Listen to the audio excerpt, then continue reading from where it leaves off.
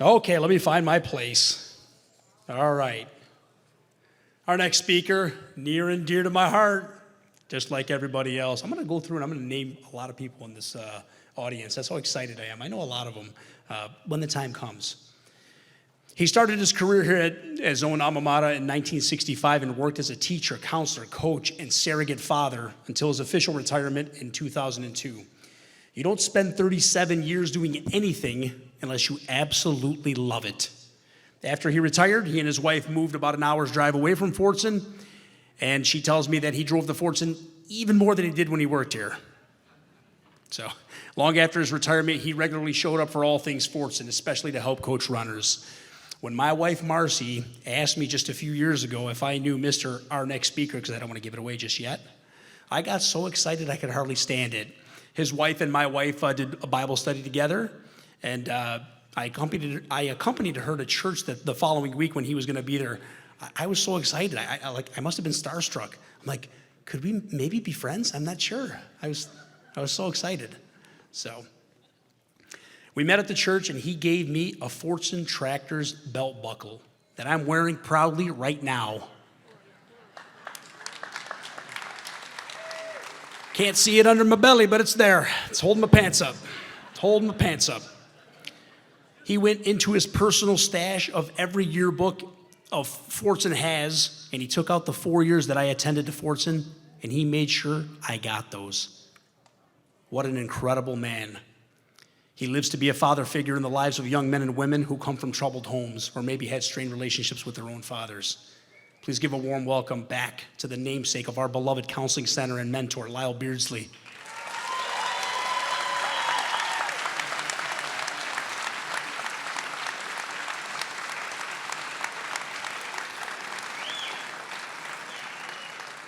Interesting to me that there's a common theme that's going through these speeches, and you're going to hear it again.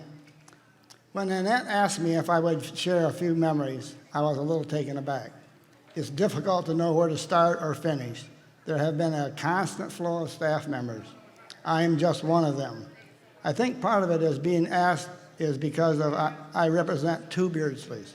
Myself and my brother Vern, who came to Fordson 8 to 10 years before I did in 1964. So I consider it a great privilege to be a part of this celebration. A phrase comes to my mind as I think of this nearly 100-year-old beautiful building. We are what we are becoming. We are what we are becoming. Just a beautiful facade or an organism that is improving every person who enters its doors, either part of a melting pot or just a veggie tray that remains just the sum of all its parts. Our world desperately needs a soup that gives new life and new vibrant strength. We, each one of us, are choosing on a daily basis what Fordson High School will become. That is one purpose of our God, a uniter of every nation, language, and individual who has entered its magnificent doors. And that has to start in the heart of each one of us. We, each one of us, contains the beauty that is represented by this building. No staircase rung is too small to be significant, nor too large to be content with its purpose place. That must always be our focused dream. We won't change the world, but we can be a beacon of hope and resolve. But may we never forget that we always will need regular dusting and sprucing up every once in a while when we see signs of wear and tear.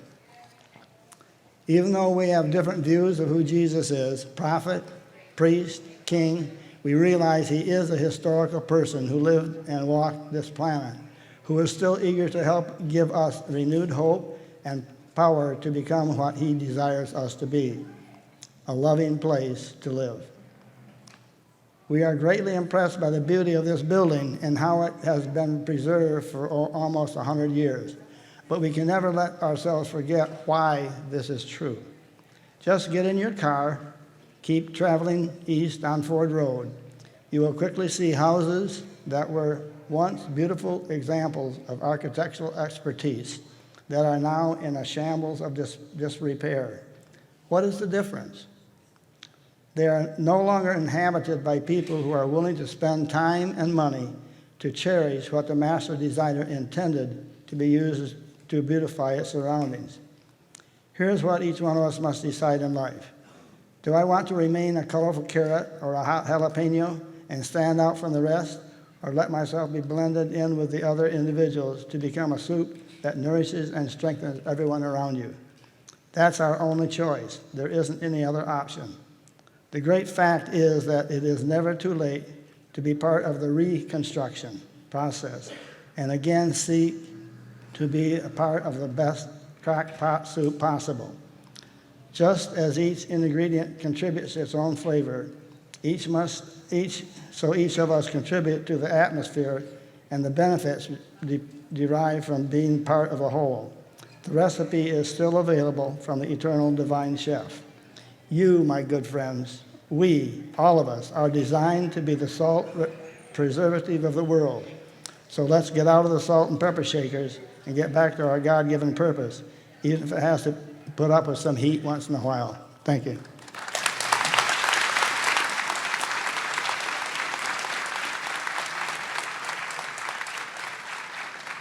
Thank you, Mr. Beardsley. I love that guy. Our next speaker is one of those people that makes you feel like a piece of crap. What I mean is, I'm a hero in our household if I pick a good movie on Amazon. And all these people are up here changing the world. So, thanks. I'm being sarcastic, don't clap. I'm going to go right into some of her accomplishments, but I have to omit a lot of them because we'd be here till next Saturday if I didn't. Let me take a deep breath. She is the CEO and founder of Zaman International, serving over 2.6 million people worldwide and working with NGO partners to provide clean water, disaster relief, and other urgent aid in over 20 countries. She was a 2019 CNN Top 10 hero, recognized in People's Magazine's issue of Women Changing the World, recipient of the Cranes Detroit Allied Practitioner Award, and more recently, just this past Thursday, was inducted into the Michigan Business Hall of Fame at the 26th Annual Women's Thrive Conference. I'm not done yet. She is an RN, healthcare consultant, interfaith leader, professor. She pinned Dwayne "The Rock" Johnson in WrestleMania 31 and handed Tom Brady a defeat in Super Bowl 51. Not sure about those last two. But in my opinion, the most amazing thing about our next speaker is that she is Naima's sister. Naima is a light that will forever light these hallways. And she was like a sister to me. That makes us family, aside from the Fordson thing. So, get up here. Dr. Honoris Causa, Najah Bazzy.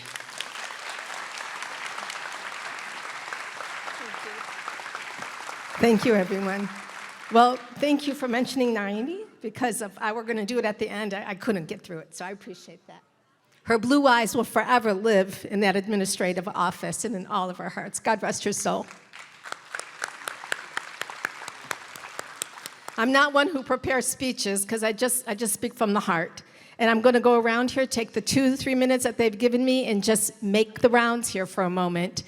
For those of you who do not truly know the essence of Hiyam El-Qadri, I feel compelled to tell you that this woman was not only a corporate giant, she's a queen in the family, and I personally have witnessed and watched her love with compassion, integrity, and competence the body of students of this school and the school district in general, and I could not be more proud of her.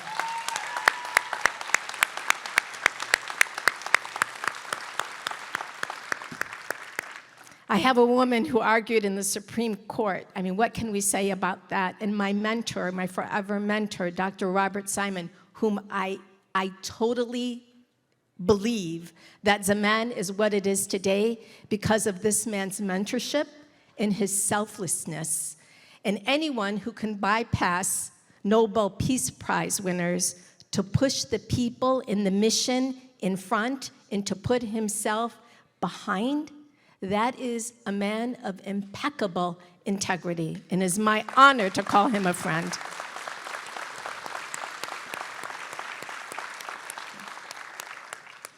Mr. Boomerad with $2 billion in revenue, and he said he's going to fix the air conditioning in here, but what you don't know about him is all of the people and all of the women and children that he takes care of throughout the world. He's an unknown soldier in this community with his philanthropy, but believe me, every woman and child that eats as a result of this man's philanthropy is forever written in the journal of God. That I know for sure, and I'm so proud of him. Lastly, but not least, because there's so many people up here, not only do I get to sit next to the author of Go Blue, wait till he speaks, wow, but Abdullah has been like a son. I love this man, and I have told him for many years, when you get to the White House, can I just be invited to the inaugural ball? That's all I want. For Fordson, for me, I just want to say real quickly, this is a landing place, but I want to tell you why it's a landing place. Because one of the things that's only been mentioned briefly are the South End kids who were loved by teachers who invested in us because they knew we were coming to the big building whose tower is modeled after Yale. They had to prep us and love us and infuse us with confidence, knowing that we were going up against the East End and the West End kids. And I just want to say, I think they happen to have done an excellent job because the South End was not only innovative with cars. Salina School is a household for us, just like Fordson is a household for us. It was here, and I'll just be another couple of seconds. It was here, right here, sitting here, that I learned the love of music, and I learned from the marching band on the Fordson field to make a formation in what it takes to work as a team. It was the beginnings of HR for me.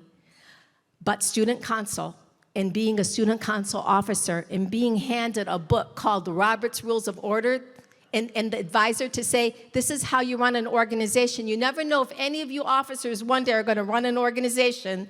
Robert's Rules still runs Zaman's organization. There's so much to be said. But lastly, in closing, you know, this is really a beautiful thing. I pulled up here to walk in, and I had a flashback of this gorgeous young senior, Ali Bazzy. And the girls and I were walking down the hall. I was in 10th grade, he was in 12th grade. And they said, did you see Ali Bazzy? I'm like, yeah. 40 years later, I'm grateful for Ali Bazzy. Thank you, Ali. Everyone have a wonderful evening. Go Tractors. We love you all. In another 100 years. Take care.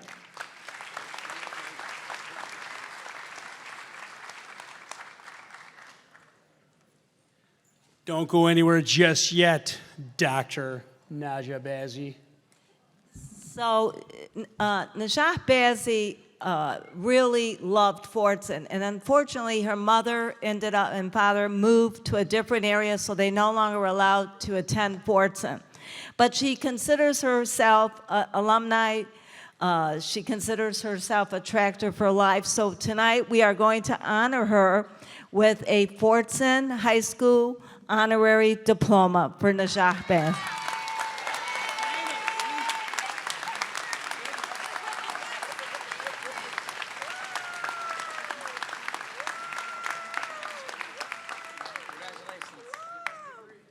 Honestly, this is a true honor. This is amazing. I just will tell you, I spent my senior year in the library at Riveter High School crying my eyes out and not eating lunch with anyone.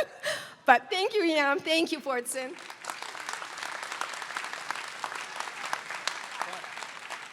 For the power invested in the Board of Education, I declare that Ms. Najah Bazzy is a graduate of Fordson High School.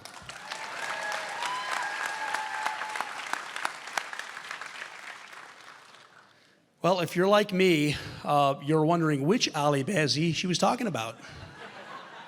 There's a few of them here. And after 40 years, there's a lot. I see them. All right. Our next speaker graduated from Fordson in 1972, then went on to receive her speech communications degree from U of M in 1976. She is a member of the Women's Sports Foundation and has covered a wide variety of sports, including gymnastics, figure skating, boxing, and even dog shows. She made her debut as a reporter at the 1988 Summer Olympic Games in Seoul, Korea for ESPN, and spent 9 years at CBS covering events ranging from the Final Four to the U.S. Tennis Open Championship. In 2000, she joined NBC, covering multiple sports at 14 Olympic Games, with the last 10 covered by NBC. From her weekend anchor days at WFAA-TV in Dallas to stints at KMGH in Denver and KTVH in Wichita, Kansas, and even WDIV Local 4 right here, she's obviously qualified and maybe even good enough to be the next voice of the Tractors like Sam Darvish. What do you think, Os? Please welcome our very own NBC sportscaster, Andrea Joyce.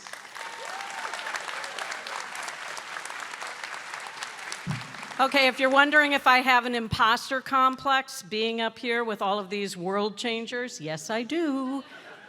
You know, they always tell you don't follow kids or dogs when you're going to perform or speak. Don't follow Najah. Don't follow anybody who's changing the world. But anyway, I am very, very proud to be part of this very impressive and spectacular Fordson family. You know, it's a little surreal for me to be on this stage because the last time I was on this stage was 50 years ago.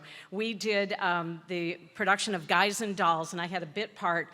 And I was telling my younger brother that my parents, when I asked them how did I do, they said, you were okay, you know, and that was the day I knew that I wasn't going to be a Broadway star. So, you know, I'm weeping a little bit inside just thinking of that moment. But I do want to clear something up. So my full name is Andrea Joyce Kuslitz, right? Okay, so growing up, everybody knew me as Andy Kuslitz, but when I graduated from Michigan and I went and I got my first job as a weather girl in Colorado Springs, the news director, my boss, said to me, well, what kind of name is that?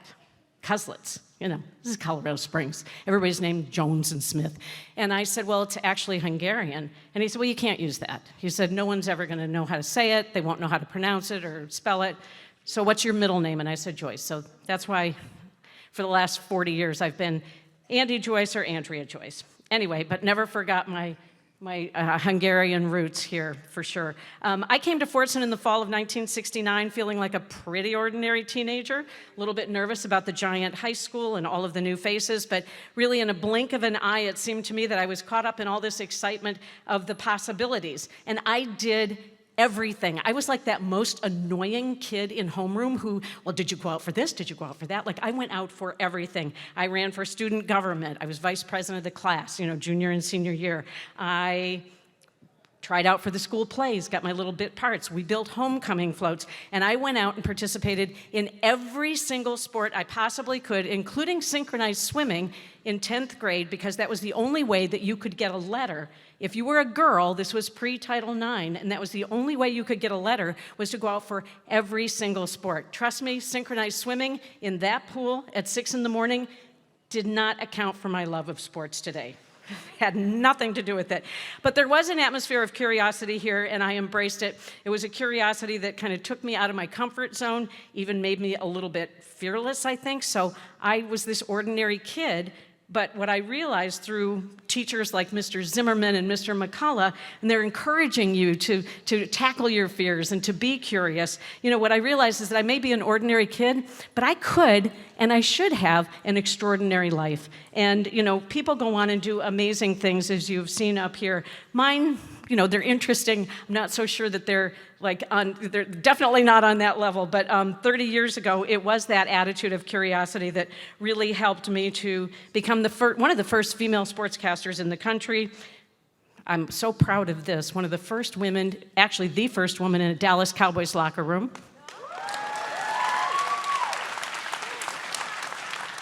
Robert's like, I can't believe they let you women in. No. And first woman to host a network college football studio show, and probably the very first woman to breastfeed a baby in a control room of the NCAA March Madness tournament. So, you know, we all have accomplishments, and, you know, our accomplishments in different ways. And, you know, and so for all of the women out there who seem to be facing so many battles these days, we're celebrating the 50th anniversary of Title IX as well. You know, just keep all of that in mind for sure. You've already heard the places I've been, but between CBS and the last 20 years at NBC Sports, I've actually worked 16 Olympics, 2 in the last year, Tokyo, and then in Beijing, opening and closing ceremonies. I'm the sideline reporter for figure skating and gymnastics, so when people see me in person, they're kind of surprised that I'm that short because I look so tall next to those people on TV. But anyway, on top of all of that, what I'm most proud of is that I am the oldest female sports reporter on network television. So I have a big thank you to Fordson for not only teaching me to thrive, Fordson taught me to survive, right?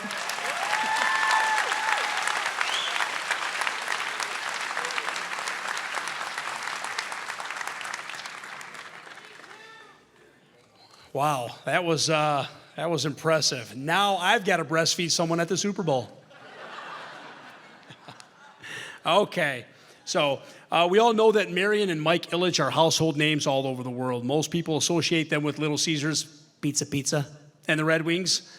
But they do so much more to improve the lives of people all over the world. The Little Caesars Love Kitchen is just one tool they use to feed over 2 million people in the U.S. and Canada, along with their numerous Illich charities that help improve lives right here in our Metro Detroit communities. Marion called Fordson. She was a graduate from Fordson, Marion Illich, called Fordson High School herself to wish everyone the very best during this monumental occasion and apologize she could not attend tonight. Yeah, awesome.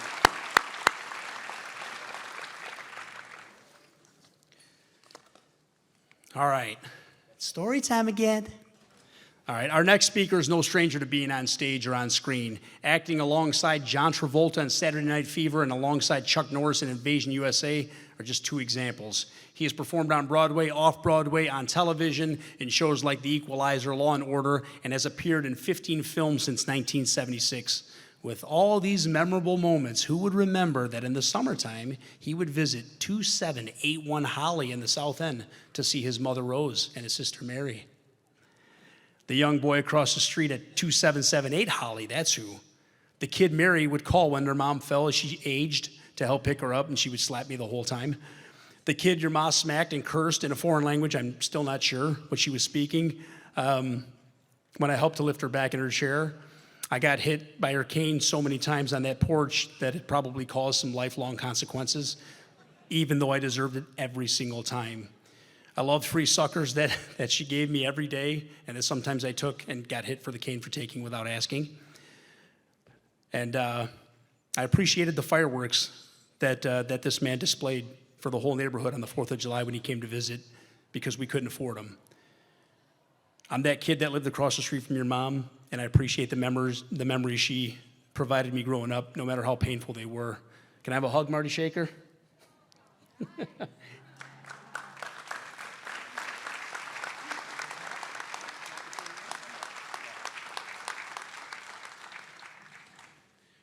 This is a selfless man. He does not want this to be about him. He's going to pass on now, coming up to say something. So, Marty Shakar.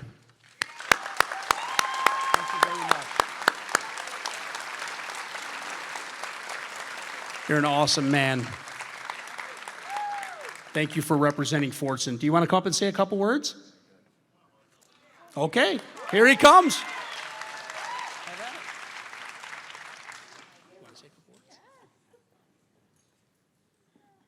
"305 years ago was the last time I appeared on this stage in a play called The Importance of Being Earnest by George Bernard Shaw, in which I played Algernon Moncrief, a young English gentleman in love with Cecily Cardew. And to my recollection, the reception to the play, and of course my performance, was thunderous in its applause. I was never a good student.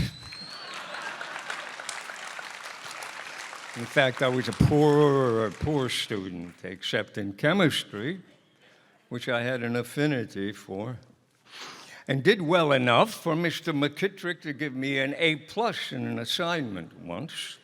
Said that I would be a fine chemist one day. That was his last semester teaching at Fordson, though. I asked him why. What was he going to do now? And he said he was going to work in industry. I guess teachers always had a hard time being appreciated. And it was really disappointing to me.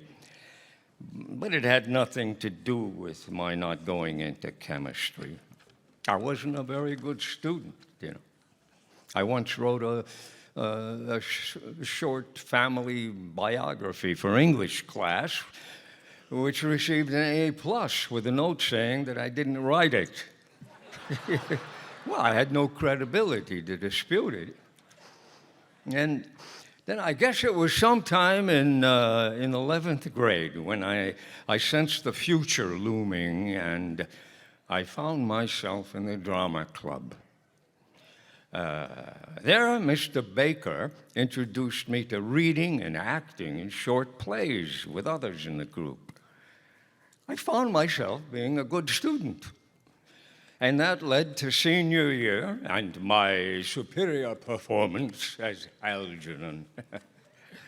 And right after graduation, I went to the Willoway Apprentice Theater up in Bloomfield Hills, where I was introduced to new plays. And then on the train ride to a 6-week course at the Pasadena Playhouse, I read Stanislavski and Boleslavsky and began to get a deeper sense of what I was getting myself into.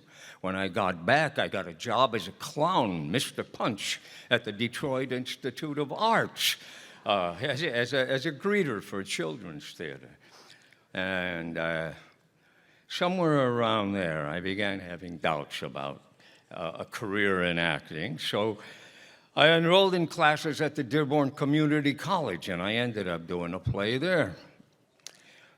I took a test to get into Ford Trade School, and I was surprised to have failed it. And that weekend, I thought, the heck with it, I was going to be an actor. Monday morning, the tester called and said there was a mistake. I got the highest score. Didn't matter. The obsession stuck. And I went on to act in local Detroit theater, stock companies up north, like in Petoskey and in Canada at Leamington.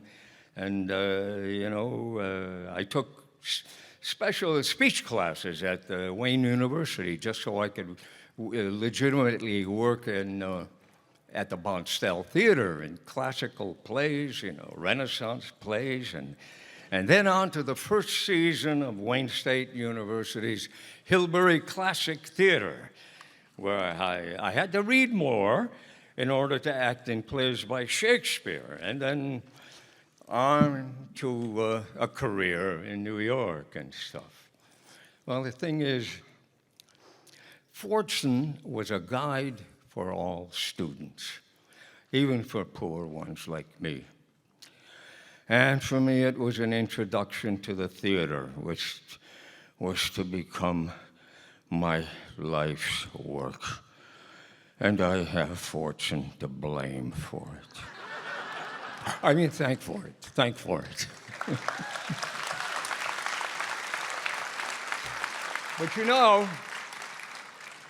the best thing that happened along this path that Fordson set me on occurred way back at Wayne University, where I met Diane. Yesterday was our 59th anniversary. Thanks, Diane. And my sister Mary, a June 48th Fordson graduate. And thank you, Fordson. Thank you, Dearborn. And thank you, South End.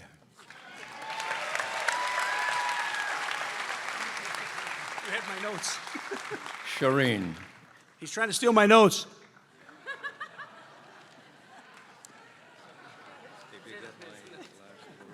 There fun. You could just do it solo. Come on. There's that. There you go. What else we got? He's trying to steal my notes. Oh, that was great. Thank you. Thank you. Thank you. That was wonderful. Thanks for the blast from the past. Boy, did your mom beat me up. All right.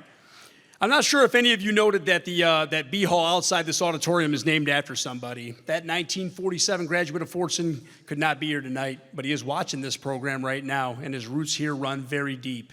He graduated with honors in mathematics from U of M and began an incredibly successful career in the aerospace engineering industry. Loving his high school and university so much, he and his wife decided to establish a scholarship that offers full tuition to accomplished Fordson students to attend the University of Michigan. In addition, he offers scholarships for those students who want to go on and study at U of M's medical school. Just so you have some idea about the impact of the resources this man and his wife have given, they have fully funded 73 undergrad students to the University of Michigan and 30 fully funded medical students at the same university. That's 103 fully funded student scholarships from this couple alone. Will all the Brem Scholarship recipients in attendance please rise? If you're able, if you're able.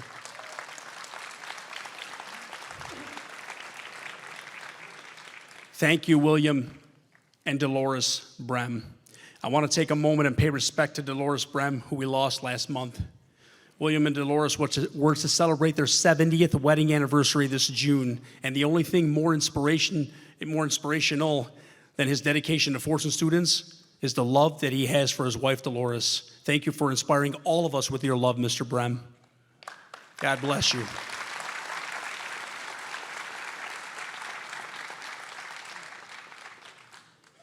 I'm sure you've all heard the term and title Rosie the Riveter, but did you know that Fordson had our very own? She graduated in 1944 and picked up a rivet gun the same year while her husband was serving as a medic with General George Patton's army in North Africa. She used a riveting gun to help build the Navy's Curtiss Helldiver bomber at Detroit's Chrysler DeSoto plant. In 2016, she was among a group of original Rosies who took an honor flight to Washington, D.C., where she stood on the floor of the Library of Congress and declared, "I have a real hard time with we can do it. We did it." From riveting bombers to riveting conversations, here she is, ladies and gentlemen, our very own Rosie the Riveter, Helen Kushner.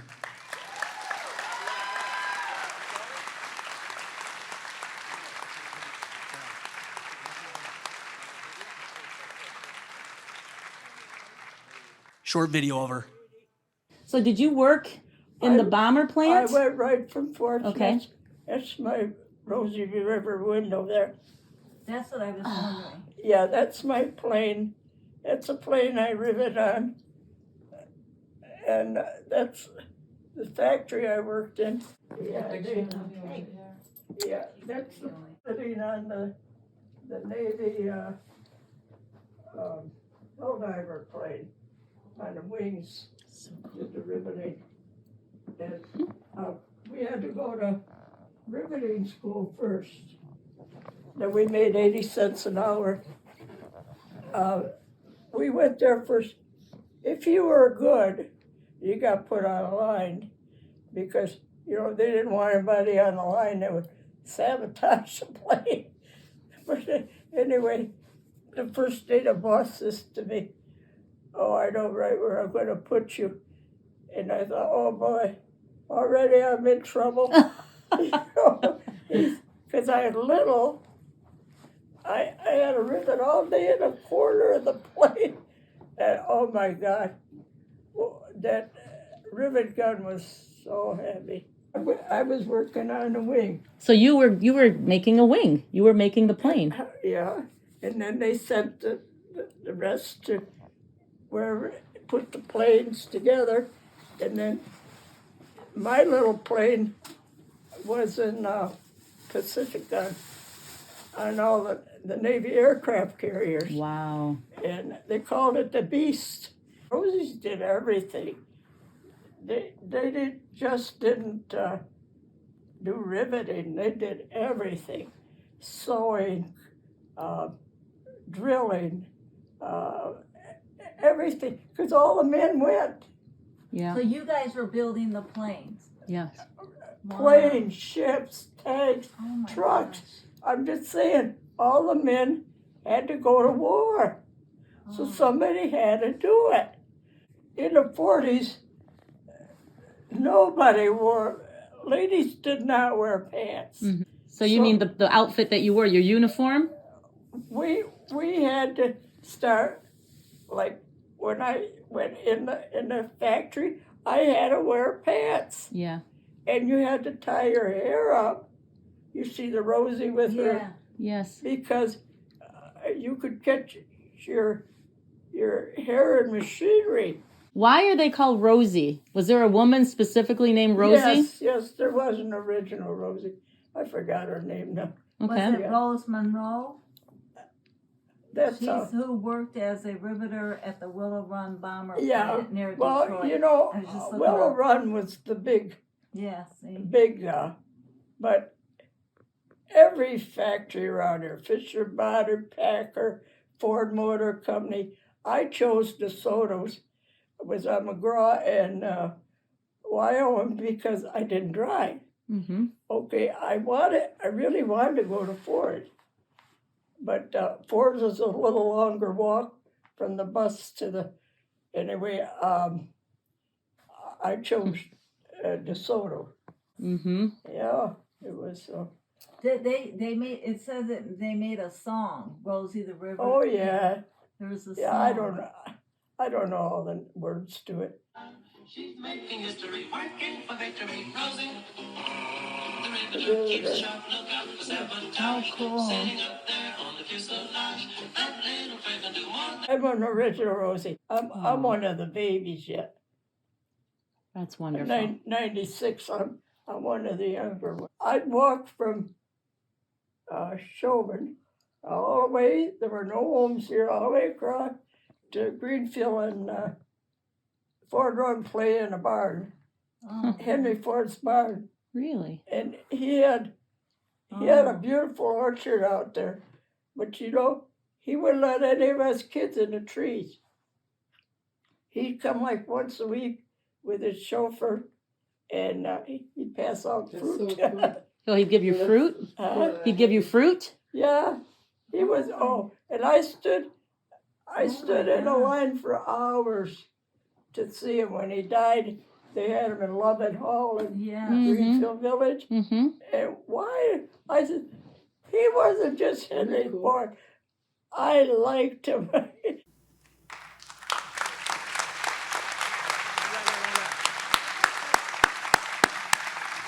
Thank you so much. Thank you so much, Helen Kushner. I appreciate it.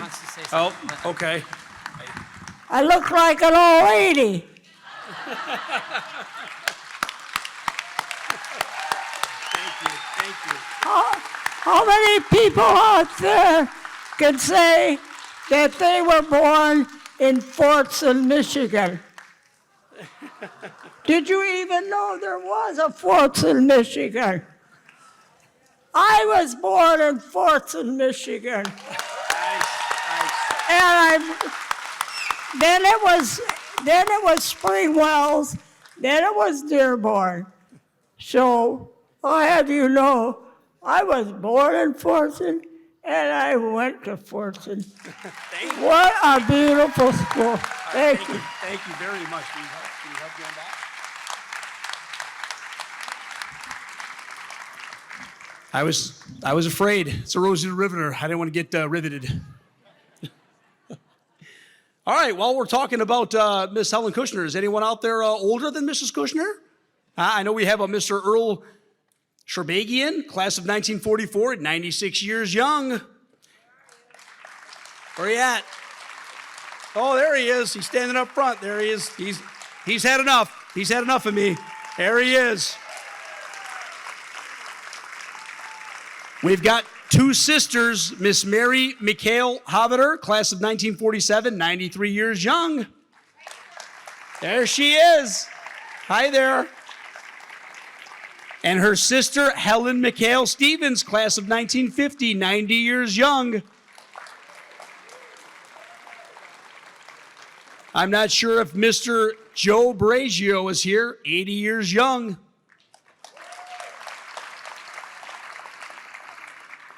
Is there anyone older so far? Mrs. Kushner's holding the, oh, that's right. Ladies and gentlemen, Phyllis Lenhart, 102 years young.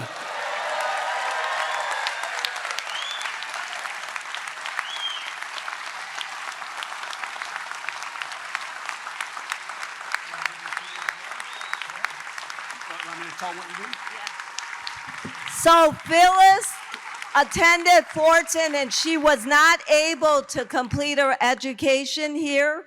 So we are providing her with an honorary diploma tonight.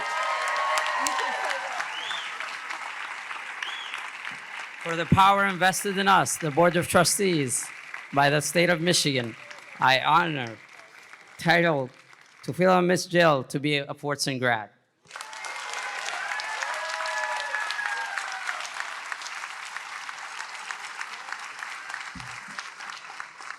Mr. Joe Baragio, I think he's getting a diploma as well. Yeah, Joe has been, he did not, again, he's a Fordson person all the way, never got to finish here.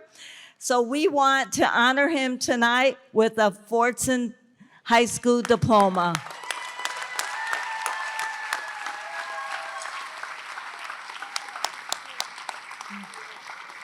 Come on. Trustee Petlishkov, Trustee Watts, if you're still here, please come up and join me on this. Any other trustees? Trustee D'Ambrosio still here? Dr. Glem Lako, join us, please. For the power invested in us, the Board of Education, by the state of Michigan, we pronounce my mentor, Mr. Joseph Yusuf Baragio, as a Fordson grad.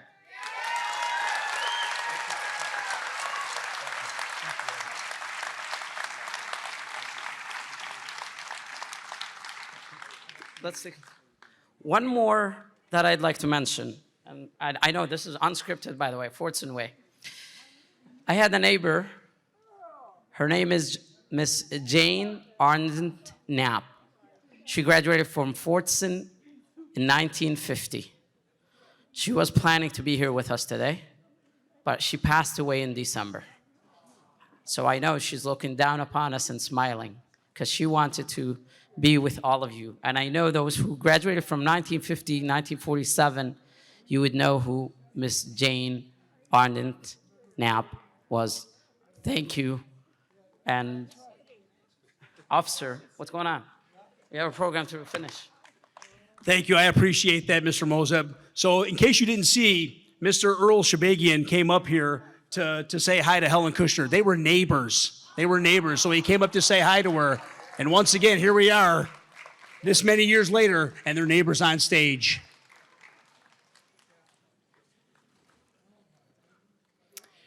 All right, now we get to talk about some Fordson Smarty Pants.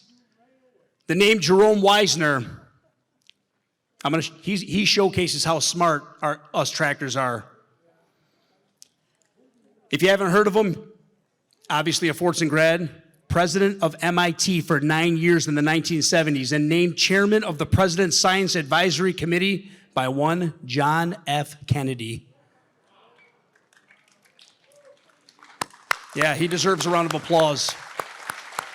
He passed away in 1994, but the next time someone tells you, oh, you don't know anything, you're a Fordson tractor, say, oh, let me tell you about Jerome Wisner. There you go.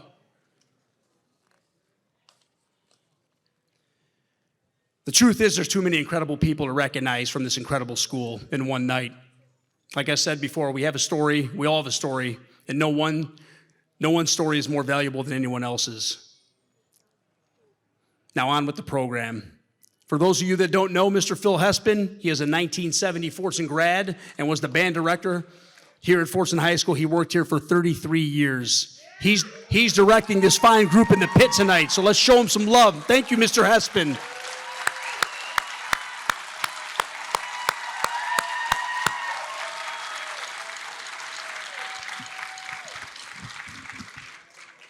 Our last speaker of the night is a musician who graduated from Fordson in 1973, then went on to become a member of the University of Michigan Marching Band. One day, this guy decides to just mess around on his tuba and creates one of the most famous fight songs in all of college sports and professional sports today.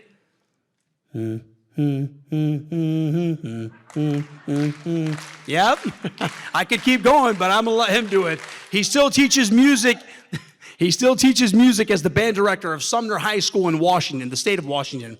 Help me welcome to the podium the creator of the nationally recognized song Let's Go Blue, Mr. Joe Carl.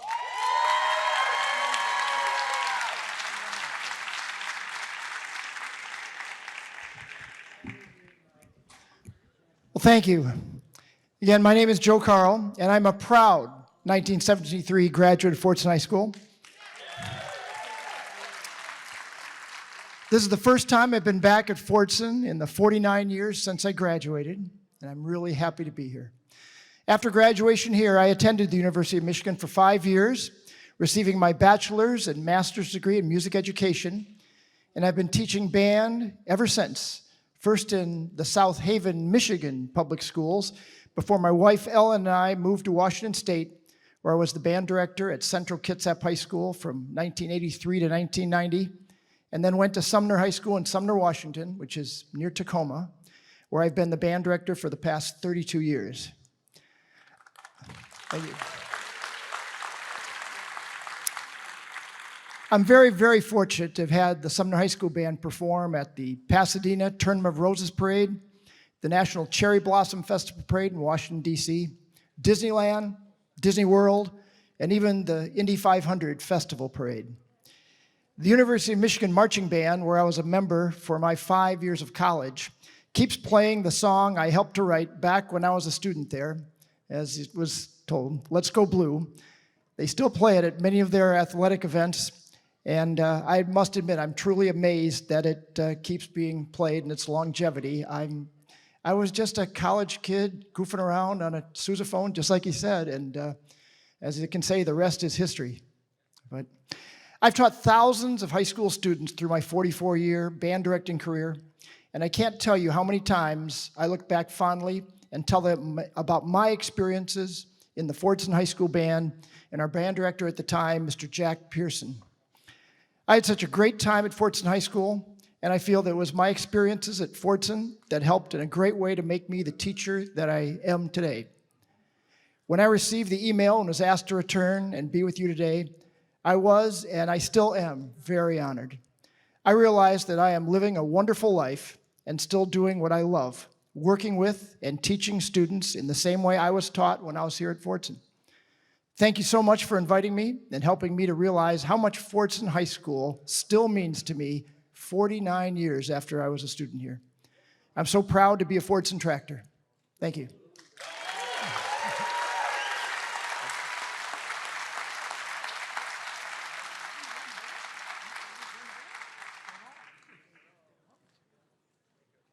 Who wants to see Joe Carl join the band right now? Pressure's on. You were up here tooting your own horn. Get down there. That was just a joke. Calm down.